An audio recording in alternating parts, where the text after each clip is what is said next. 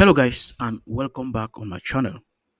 One of my followers recently asked me to create a video showing how to make tally marks in Excel, and this is the video I've taken time to put it together to satisfy my followers.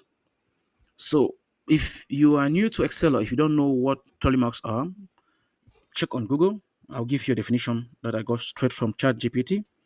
And it said tally marks are a simple way to count and keep tracks of numbers using vertical lines. And this picture show you exactly what a tally marks look like. You can group your votes or your numbers in five, in tens, it all depend on how you want to represent them. In this example today, we're going to be grouping them in five, and we'll start by doing that by grouping them in multiple of five and whatever remains. So I'm going to create two columns. One of them is floor, and you will understand why I chose this name as we move along with the video. And the second is mode. So floor is just a way of extracting the multiple of 5 from this number. And to do that, I'll use the floor function. You understand why I use floor, right? To just tell you this is the function we are using. It's floor, this number, we want to group in 5. So it's telling you the multiple of 5 in this number is 15. Now mode is whatever is remaining after you remove the floor, if you permit me to say so. So if you remove 15 from 19, the remaining is 4. So you can just do 19 minus 15. But let's use the mode function to achieve that purpose, and that will be equal mode, right? 19 when divided by 5, the balance is 4. We're going to drag this down, okay? And I will just copy this format into these two columns.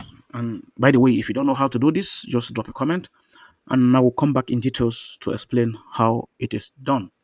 So we now have these votes splitted into two different categories, the multiple of 5 and whatever remains.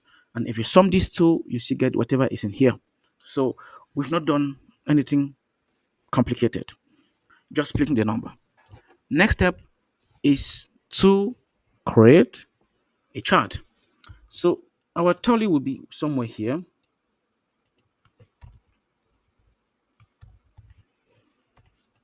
Right, so we're going to put, let's give him this room. Okay, so we create a chart. We go to insert. Before insert, we select in our chart we want the names and these two other rows. So you select them. You just select this one, press Control, and select the next one. We don't select votes because these two columns represent the votes, right?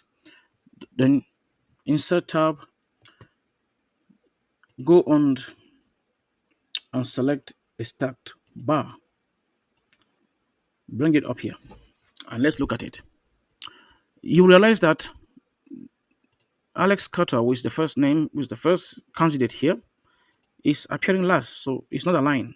We want every single bar to be aligned with the candidate that it represents. So we'll double click on the names here. It's going to open a dialog box, and in the dialog box, we're going to select this that say categories in reverse order, and you realize that everything is aligned, meaning this first bar represent this first name and the last represent David Wilson. And it also means that we can delete the names here. We don't need the names left and right. So you can select the names here and press delete because you know they are aligned. You can equally delete the chart title and every other parameters that we don't need on the screen right now. The legend is not needed. Even the grid line, we don't need it. So you can select the grid line and then just press delete and it's gone. After all of this is done, our tally marks here doesn't look like what we expect it to look like. And the reason being obvious, if you want to make sure that there's no gap in between the bars, so you select them, you go to series option and reduce the gap width to 0. Okay, I think we are getting closer. Still not yet. Uh, you don't want the bigger rectangle here to have a background. So you will come here and select no fill, no line, just to make sure it's completely blank. Then align this guy to fit perfectly.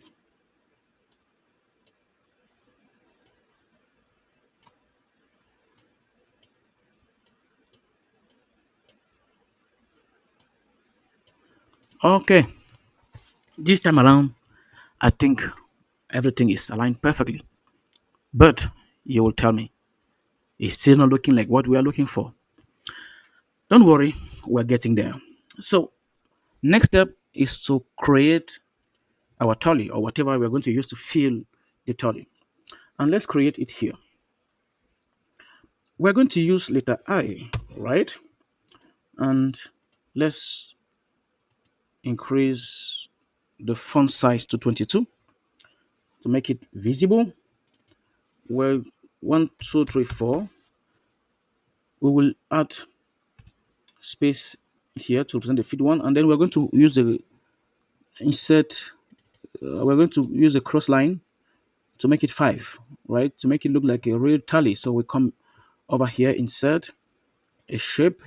We select this shape, and we're going to cross it like this. Then select the black color. You can increase the width. I think 2 point is fair enough. And I think we are good. What do you think? This looks good to me.